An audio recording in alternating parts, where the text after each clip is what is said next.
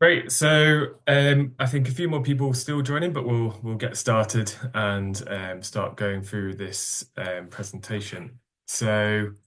Um, Great to see so many people here joining us for our round two launch webinar. Today we're going to focus on sharing a little bit of a background to what happened in round one and a forward look to what Ocean round two is looking like. Just to start off, a little bit of housekeeping. So webinar should provide all the key information you need to get started on your Ocean Community Grant Stage 2 application and partnership grants. We will be looking at we won't be allowing questions in this first session because we are wanting everyone to read the guidance and kind of bring those questions to our first few sessions. So we're going to keep this session nice and short, provide the kind of background information and let everyone take away, digest the information a little bit, and then come back to us in January with any questions for our next set of webinars.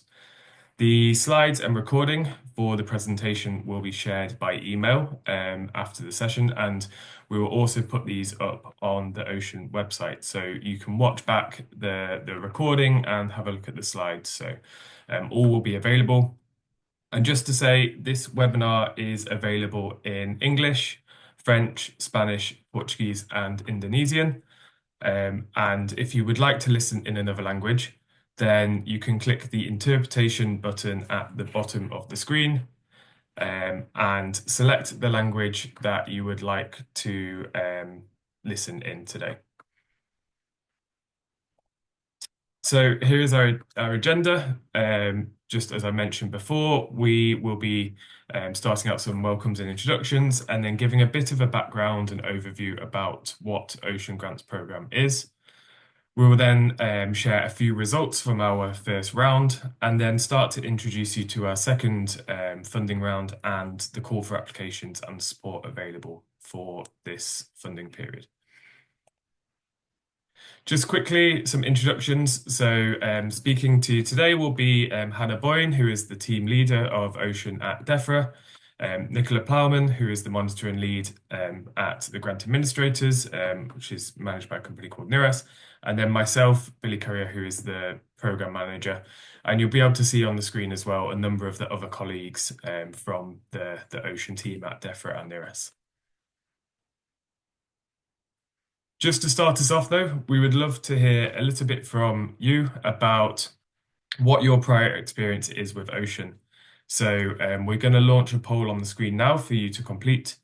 And we'd love to hear, is this your first time applying?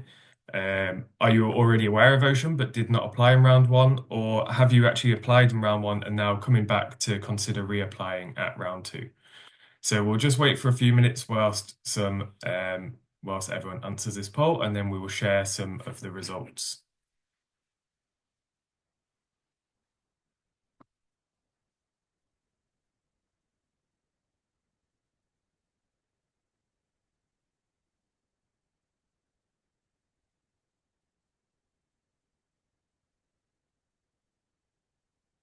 Great, lots of results coming through. We'll just give it a few more seconds whilst final people answer the poll. But looking at the results, it looks like we've got a majority of people who are first time applying to Ocean, which is great to see. So over 53% of people, this is their first time applying to Ocean. We've got 23% who were aware of Ocean in round one, but did not apply. So coming to learn from us today. And then we've got 24% who are returning to us for round two and considering submitting another application, which is great to see. So we will stop sharing that poll and we will take you through a bit of a background on the Ocean Grants Programme. And I think I'm going to hand over to Nicola. Thanks, Billy. So I'll give you an overview of the programme now. Move on to the next slide, thanks. So Ocean is a programme that's designed to address a critical funding gap. The ocean is under serious and increasing threats from overexploitation, pollution, biodiversity loss, and climate change. And the most severe impacts of these threats, such as food and water insecurity, a loss of employment and income, are felt most by those who rely directly on marine resources for their livelihoods. So those in coastal communities and small island developing states are especially vulnerable to these issues. To date, there's been extremely limited funding available for programming that tackles marine issues and for organizations that specifically focus on reaching local communities and local organizations. Ocean is seeking to redress some of those imbalances by funding community-centered projects that aim to reduce Jadi di sini memang multidimensional poverty in ways that are contributing to the protection, the restoration, and benefit of the marine environment and its biodiversity.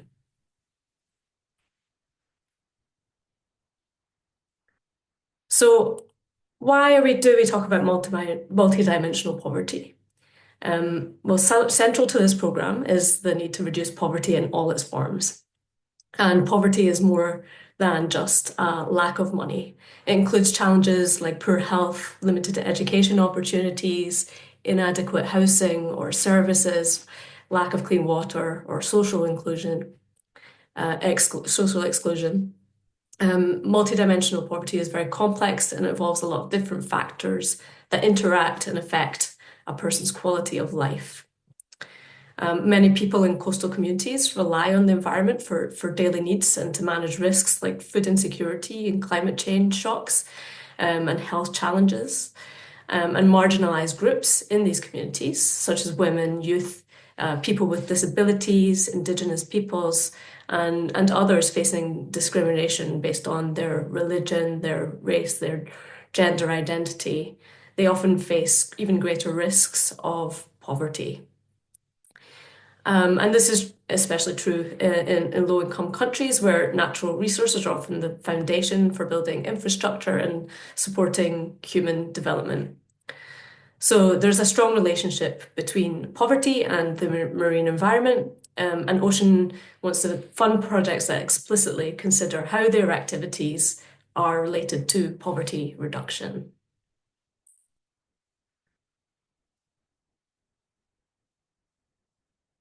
And we now know that poverty reductions are most effective when there's a strong understanding and consideration of gender and social dynamics. This is why gender equality, disability, and social inclusion is a key focus of Ocean.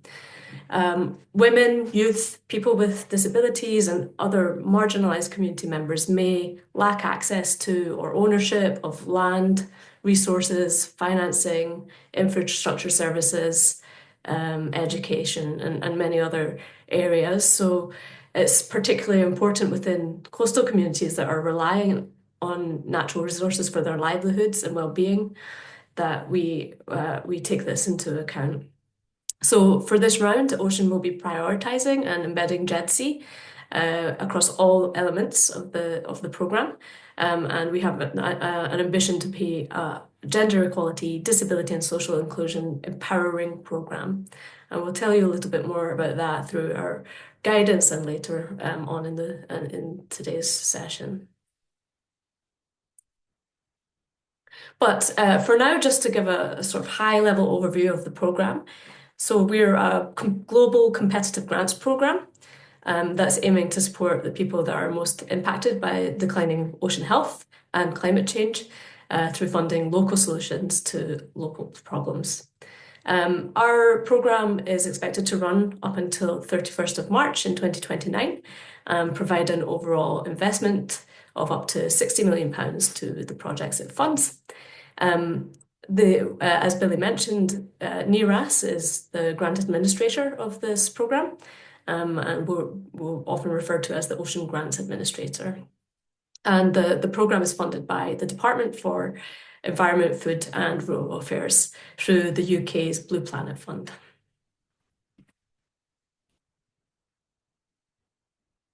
So just a little bit more about ocean impact. Our intended impact is to place the ocean on a path to recovery, enabling local communities and nature to thrive.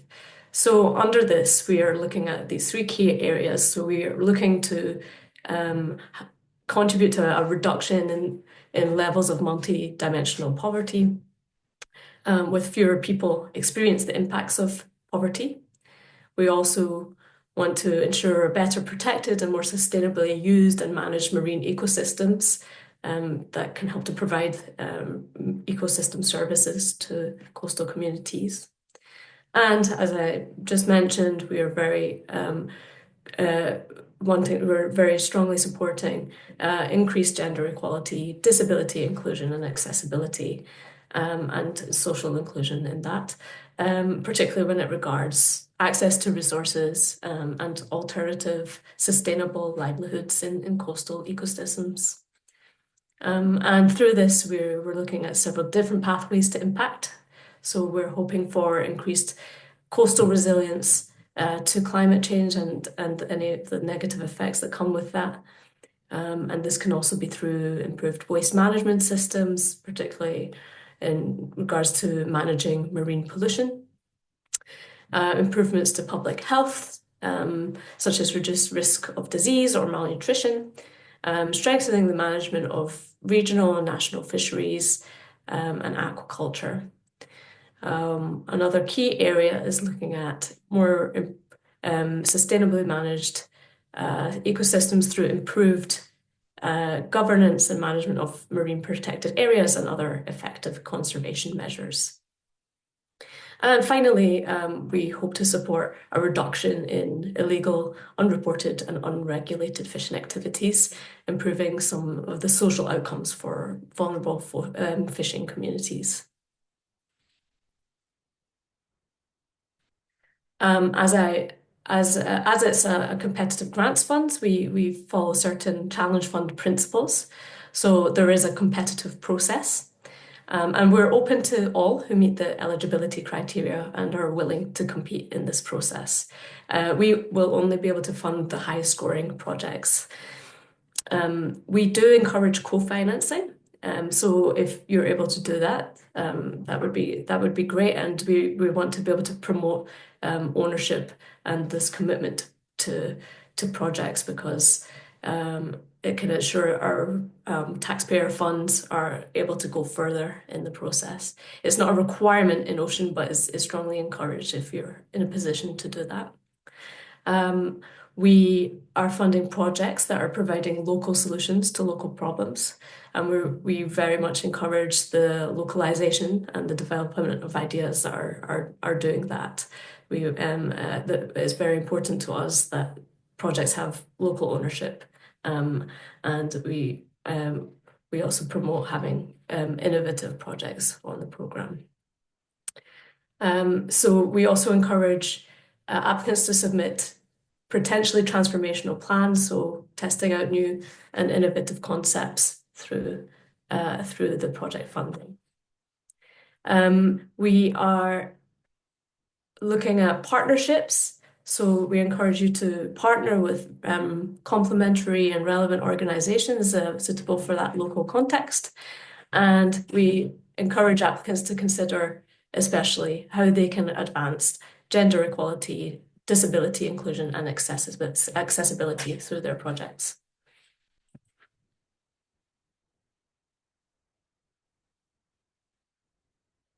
So just a little bit about what types of projects that Ocean funds. We fund anything on those key areas of multidimensional poverty and contributions to protection, restoration, and benefit of the marine environment and its biodiversity. So these are the key areas that your project must address. Remember to think about how you've taken gender equality, disability, and social inclusion into account in your project design. We'll be looking for projects that are demonstrating how they're contributing to climate adaptation and or climate mitigation with their local communities. And we're looking for projects that work at a local level with organizations based in the countries of implementation. All projects would need to be based in an eligible country and meet all of the mandatory eligibility requirements to be considered by our panel of experts who review applications. As we're part of the Blue Planet Fund, we'll also be asking applicants to relate to some of the to one or more of the Blue Planet Fund's 7 key outcome areas. So this includes marine protected areas and other effective conservation measures, critical marine habitats for coastal resilience, solid waste and other forms of marine pollution, international and large-scale fisheries, small-scale fisheries management, sustainable aquaculture, illegal, unreported, and unregulated fishing. And if you're not sure whether or not your project falls into one of these categories, you can always reach out to us at the project help desk. So there are a few different activities that might be considered within projects. These are just a very short list of things you might want to include, not exhaustive, but to give you some of an idea of some of the things that ocean projects might include. It could be community training workshops, environmental management and information systems, looking at developing community-led work networks to collect data where there are evidence gaps. Also just developing improved practices with in-country experts who can pass on that training to the relevant groups. Supporting women, youth, and people with disabilities should be a key part of many projects. And we also have projects that look at establishing protected areas, things like no-take zones and locally led biodiversity monitoring programs. You might also want to consider things like improved access to infrastructure and services. We are also keen to hear from those who want to include education, advocacy, and awareness raising initiatives in their projects.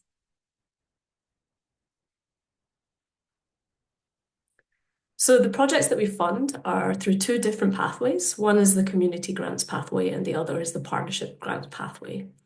So we're looking for projects to have a locally identified problem or a need, and then provide local solutions to support the empowerment of local stakeholders to address these challenges that they're facing. And then through the partnerships model, we're looking for projects to scale up approaches that have evidence that good evidence that they work in a local context, that are scalable, and could be replicated in other areas or at a greater scale. So now I think we're going to pass on to Hannah Boyne, the team leader of the DEFRA team. And she'll give us a quick overview of round one and some of the results and new grantees that we'll be supporting. Thanks, Nicola. Fantastic. And thanks everyone so much for joining today. Really appreciate you being here. So just wanted to talk you through round one results and grantees, and there will be lots more information on the Ocean website, which hopefully you are all familiar with as well. So if we could go on to the next slide, please. Thank you. So like Nicola said, we have the two pathways, community grants and partnership grants. And this shows you the level of applications that we received for round one, and then the stages that the applications went through, all the way from stage one through to reviewing and to stage two, and then to the awarding of grants across both the pathways. So you'll see in total, we've received close to 700 applications, and that after the various different stages left us with 18 community grants awarded and 3 partnership grants. So a lot more community grant applications than partnership grants, reflected at each stage of the process as well. So yeah, a competitive process. If we could go on to the next slide, please. Thank you. And here we have a map which just really nicely demonstrates how Ocean truly is a global program. We have a great spread covering multiple different regions of the world. And you can see here as well, the darker the colour is, the more applications that we received. So as you can see, we received lots of different applications from Southeast Asia as well for round one. But a good global spread that we're hoping that we can replicate through round two and beyond, and hopefully get more applications from more eligible countries as well. If we could go on to the next slide. Thank you. And this actually shows the spread of those successful round one grantees that we mentioned. So the 21 different projects here and how they are spread, covering multiple different regions, 13 different countries as well. And we are really excited to be working with these, and hopefully you can see some of the countries here that you may be located in, but also that there's lots of room for growth and opportunity for other countries as well as we move into round two. And if we could move on to the next slide. So we just wanted to take this opportunity as well to just kind of show you the different types of projects that we have in some of the different countries. So you can see that we've just kind of put a spotlight here. So we've got one which is based in Tanzania, which is around revitalizing livelihoods, co-management and habitat restoration and ecotourism as well. In Bangladesh, we have Fisherfolk Integration for Sustainable Habitat and Natural Ecosystem Transformation. Over in Senegal, we have a project of resilience and empowerment for coastal communities. And the final one that we wanted to highlight as well is in the Philippines, so combating IUUF in the Philippines through empowered fisher alliances. So just four there that we wanted to kind of draw out just to show you the thematic and geographic spread of round one projects. But you can find a lot more detail of all of our different projects on the Ocean website. A bit of a shameless plug, but do kind of go over to the website and take a look at the types of projects that were successful in round one, the themes that they work to, the countries that they're in, the communities they're empowering, the different beneficiaries. There's a lot of information that will prove really helpful when you're putting together your application to see what we've kind of deemed a great project so far. And we look forward to doing this next year, and hopefully some of your projects will be talking a little bit about as well. But I think that is it for me. And I'm going to hand you back to Billy. Thank you. Great. Thanks very much, Hannah.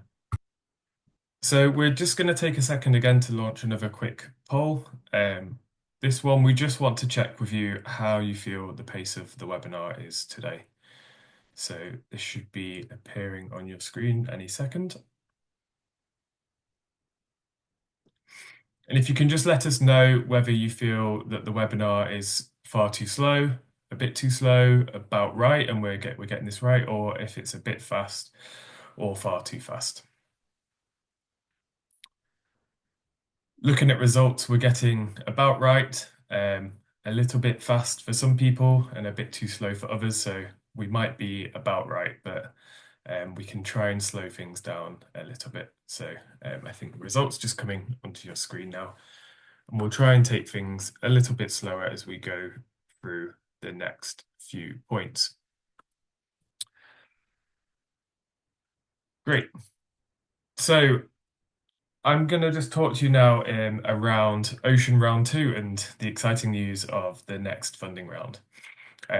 We're just going to start off with sharing a couple of key changes that have been identified and made since the round one. So as part of our process in round one, we asked everyone for feedback through regular surveys. And we want to make sure that we're listening to that feedback and learnings that we've captured in round one to try and improve the process and help ensure that we're kind of evaluating applications as robustly as possible. So to do this, we've reviewed all of that feedback, and we have revised our criteria, some of our application questions, and also our guidance. And some of the changes, well, all of these changes will be detailed throughout the guidance, but we have got on the screen at the moment some of those key changes that have been made. I think, as Nicola shared earlier in the presentation, we've tried to strengthen our ambition associated with gender equality, disability and social inclusion, and our commitment to GEDC as well. In terms of eligible countries, we are now focusing on ODA eligible coastal countries only, and so the list of eligible countries has been updated to reflect this. So please do have a look at the list of eligible countries before considering your application to make sure that your country is on there. For lead organisations, we recognise that kind of the legal registration status of organisations around the world can vary, and so private sector organisations are now eligible to apply for funding. but please be aware you cannot make any profit off of an Oceania grant for the lead organisation. And the annual income requirement for partnership grants has now changed so that there is no annual income requirement. Previously, partnership grants had to have an annual income of £1 million or above, but we've listened to feedback and decided to remove this requirement so that there isn't that threshold for projects to meet. But please do be aware that similar to round one, the maximum annual grant value that you're applying for must not exceed 25% of your lead organisation's annual income. So do keep that in mind when you are having a look at applying for a grant. And for partnership grants, we've also raised the minimum grant size now, and this has been raised to £500,000 from £250,000. We're aware that the process for submitting an application can be quite long, so we've tried to build in an extra 2 weeks into the stage one process of the application window for partnership grants, and wanted to try and have this launch webinar a little bit further in advance compared to round one so that everyone is aware of the timelines and the application requirements a little bit further ahead of time. And as mentioned, we have been reviewing our selection and assessment criterion, and this has been refined and developed to hopefully allow a better evaluation of applications. So just talking about our Ocean Round 2 priority that we've identified. So we really want to focus on gender equality, disability and social inclusion in this next round. And so in round 2, we've tried to increase our ambition and commitment on this and want to ask projects to try and take a little bit further step and be more ambitious in promoting gender equality, disability and social inclusion. We've also in round 1 decided to transition from GESI to GEDSI. So this is the inclusion of disability, inclusion and accessibility in our focus on gender equality and social inclusion. To strengthen the emphasis on the importance of disability and inclusion and accessibility for projects tackling marine conservation and poverty reduction. Just to kind of talk you through, GEDSI does consist of 3 closely related and equally important topics.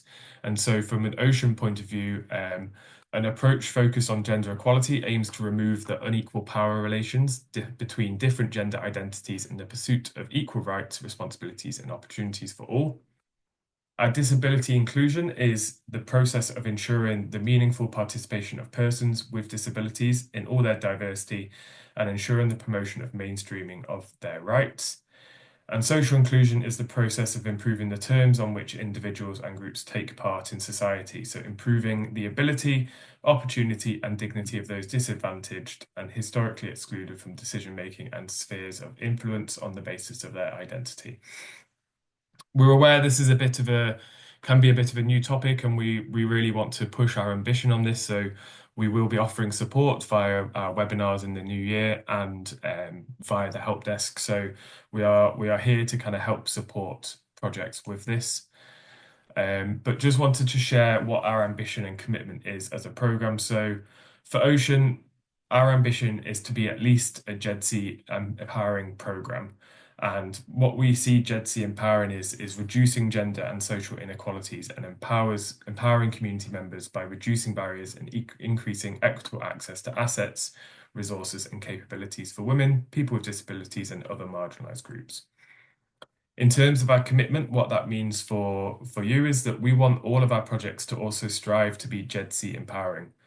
For under partnership grants, we are asking projects must be GEDSI empowering approach at a minimum.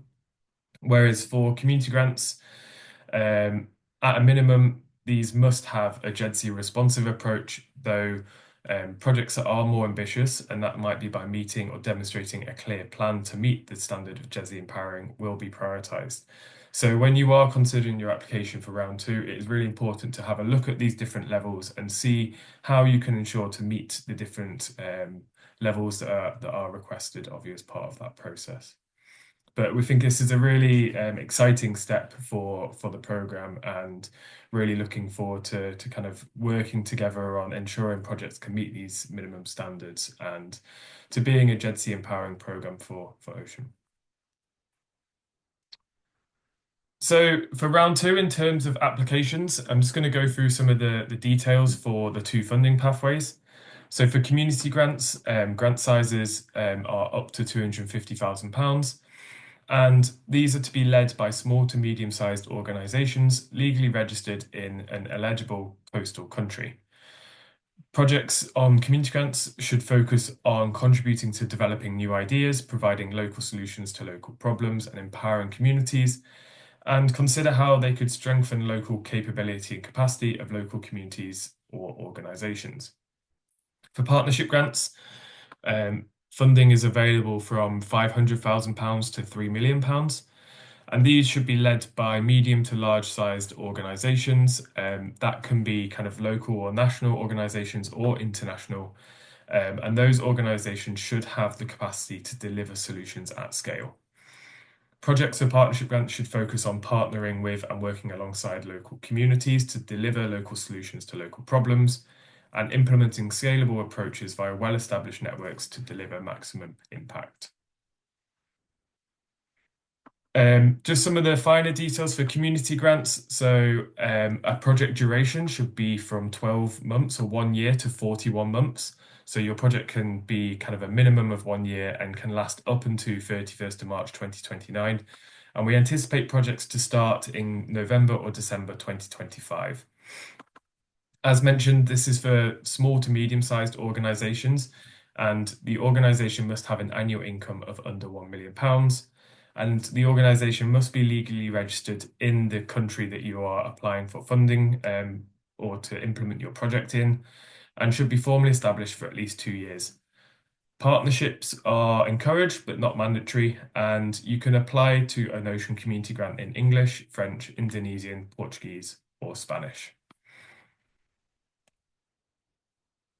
For partnership grants, again, the project duration is the same, and the project should be based in an ODA eligible coastal country. And the project start date is the same as our community grants. Though, as mentioned, this is for medium to large sized organisations to lead on a partnership grant. And these organisations should be established for at least 3 years and have a track record of financial and technical capacity to deliver at scale. One of the biggest differences is that a partner is mandatory, so all organisations must partner with at least one organisation legally registered in the main project country. And if you are working in multiple project countries, then you should try to identify a partner in each country. For partnership grants, applications are accepted only in English, so we do not accept applications in other languages.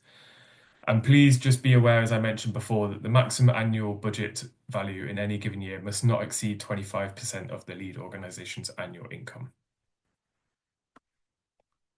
Who is eligible to apply? So we want to hear from local community groups, civil society organisations, non-profit or non-governmental organisations, academic or research institutions, or as shared, private sector organisations, business or business associations. For those who can't be a lead organisation, so UK government and its agencies, or non-UK government and their agencies, or intergovernmental organisations cannot apply as a lead organisation. They can partner on a project, but they may not receive any funding from Ocean. So please do keep that in mind if you're looking to partner with any of these organisations, or if you are joining us today from one of these organisations and unfortunately you are unable to apply as a lead organisation. And just looking at the round 2 selection criteria, so this is where we have made a little bit of change compared to round 1. All projects will be scored against their technical merit, the marine conservation impact and the poverty reduction elements of their projects. But community grants, the latest change is that they will also be scored against their potential to support or promote community empowerment.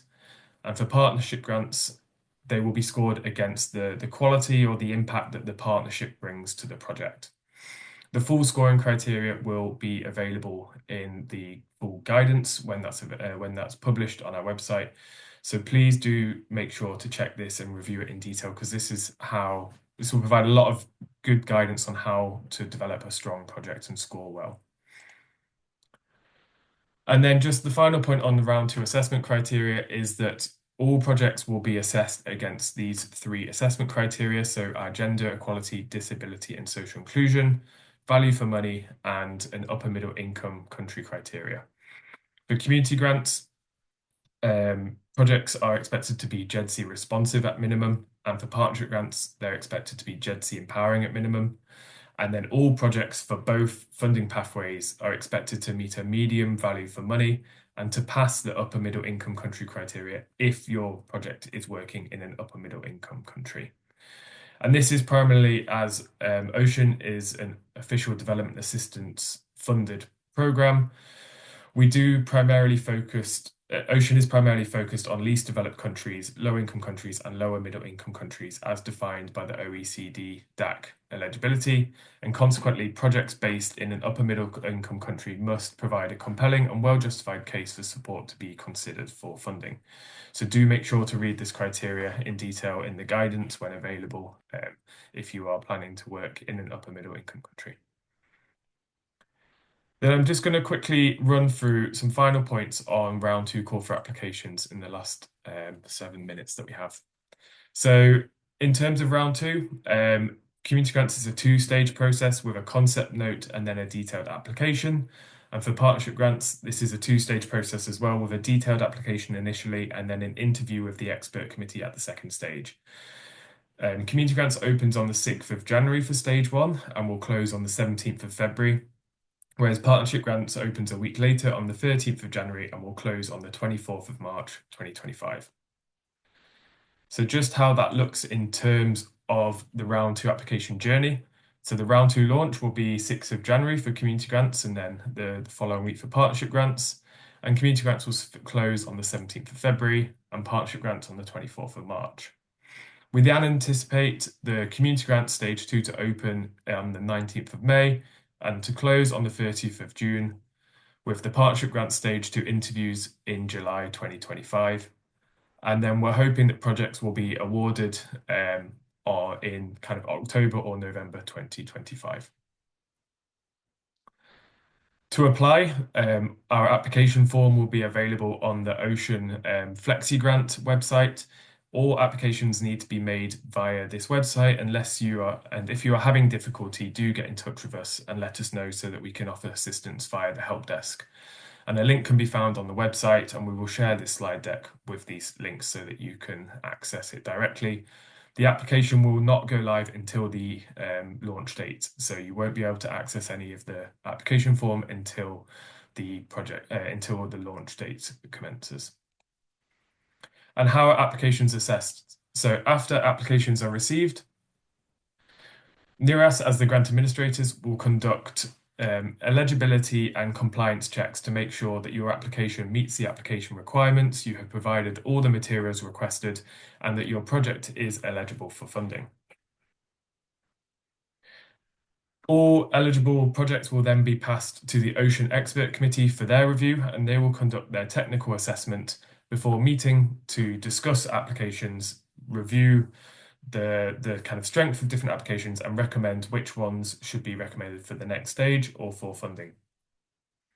And after the SIF meeting, this is when we will then produce the outcome and feedback letters to share with all applications, and all projects or applications will receive feedback on their application, whatever stage of the process you get through. So we will make sure to provide that feedback back to you so you can go away and strengthen your applications and develop them for a future stage or a future funding round. Guidance. So we do have lots of guidance available. All of this will be made available on the Ocean website in the coming weeks. I want to just highlight that we have 2 new pieces of guidance available this year. We have developed an essential information guide, which aims to provide you with all of the information you need to start your application. But this is higher level, so we do recommend that you read all of the other guidance in addition to this. But this should be your kind of quick start ability to get up and running for a shorter read. And we are also in the process of developing a gender equality, disability, and social inclusion guidance to provide additional support in this area. We'll be running lots of webinars throughout the first stage, and here are links, the details of our round 2 stage 1 webinars. These events are now available to register for on the Ocean website, so please do check these out and start registering so that you can attend these sessions.